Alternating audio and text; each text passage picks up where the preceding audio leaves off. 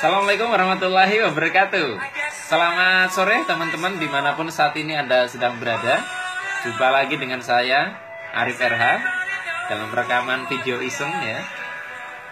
Baik, teman-teman semua, pada sore hari ini kita akan membahas tema mewaspadai sisi kadal di dalam diri kita.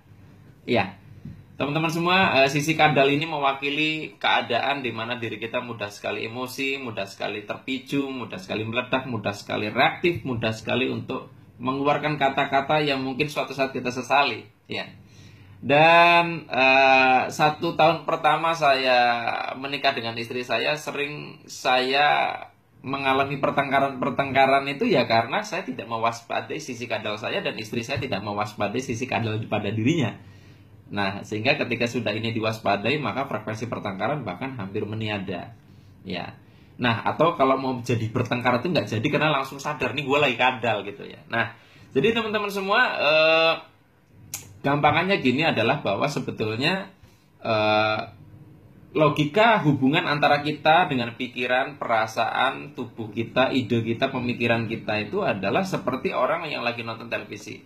Ya. Sesungguhnya apapun yang terjadi pada emosi kita, pikiran kita, perasaan kita bisa kita pilih seperti kita memilih siaran televisi. Ya, dengan catatan kita adalah orang yang lagi ngeliat televisinya, lagi duduk dan kita sadar memegang remote-nya. Masalahnya kadang-kadang yang membuat kita akhirnya tidak lepas kontrol, ya, tidak bisa memilih emosi yang tepat, tidak bisa memiliki tindakan yang tepat, tidak bisa memilih pikiran yang tepat, adalah karena kita sudah terlanjur masuk ke televisinya. Nah, ini udah terlambat gitu loh. Nah, jadi untuk bisa mengontrol sisi kadal ini kita harus tahu betul ya, atau setidaknya jangan sampai terlambat, kita perlu langsung sadar pada detik-detik maksimal ya, pada detik-detik terakhir sebelum kita masuk ke televisinya.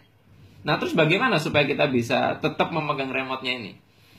Ya, saya ngomong seperti ini bukan berarti terus saya sedemikian ahli ya, karena saya masih juga sering terjebak terutama di sosial media, karena sosial media tahu sendiri orang lebih tega ya. Via teks tuh orang lebih tega, seperti Anda kalau misalkan nagih hutang langsung atau telepon Anda lebih nggak tega dibandingkan lewat SMS Anda nagih hutang lebih tega. Nah, di sosial media orang tuh galak sekali ya kalau berkomentar dan sadis gitu loh, bisa sadis dan tidak memperdulikan orang lain membaca ini seperti apa. Gitu ya. Nah, teman-teman semua, jadi saya melihat diri saya sendiri, ya, saya memetakan diri saya sendiri sehingga saya jadi lebih waspada kapan saya lagi kadal gitu loh. Ini penting sekali. Nah, saya lagi kadal itu kalau saya lagi lapar ya, karena lapar bisa mengubah orang gitu kan. Lagi lapar, lagi capek, lagi ngantuk. Kalau tiga itu berkombinasi saya sangat waspada. Dan istri saya juga jadi mengerti. Misalkan saya pulang capek, lapar, ngantuk, tidak terlalu banyak bicara, tidak terlalu banyak menuntut, tidak terlalu banyak macam-macam. Langsung mandi, saya mandi, macam-macam, istri saya siapin makan, selesai, saya sudah waras baru berkomunikasi banyak. Nah, dulu tidak kan, kadang kita tidak tahu bahwa kita sama-sama kadal baru komunikasi, dan disitulah dua reptil tirak sedang cakar-cakarannya. Di Facebook pun sama. Jadi sama seperti saya, atau di sosial media lain seperti BBM, saya pernah habis acara kelas vibrasi beberapa hari berturut-turut sehingga saya capek ya, kurang tidur, lelah, dan waktu itu lapar. Punya nggak komplit lah, yaitu 3 keadaan tadi yang saya bilang. Ada BBM masuk dan saya jengkel sekali gitu ya dengan BBM itu. Nah, kemudian saya sadar ini saya lagi keadaan tadi 3 tadi. Saya langsung segera mandi, saya makan macam-macam.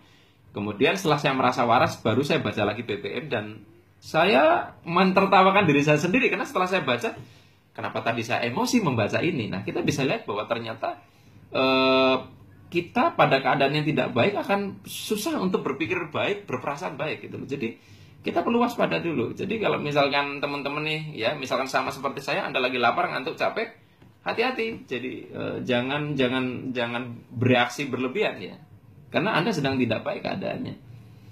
Itulah dia, makanya saya sendiri nih ya, mengalami pertumbuhan di Facebook lah kalau menurut saya, walaupun belum bagus-bagus banget.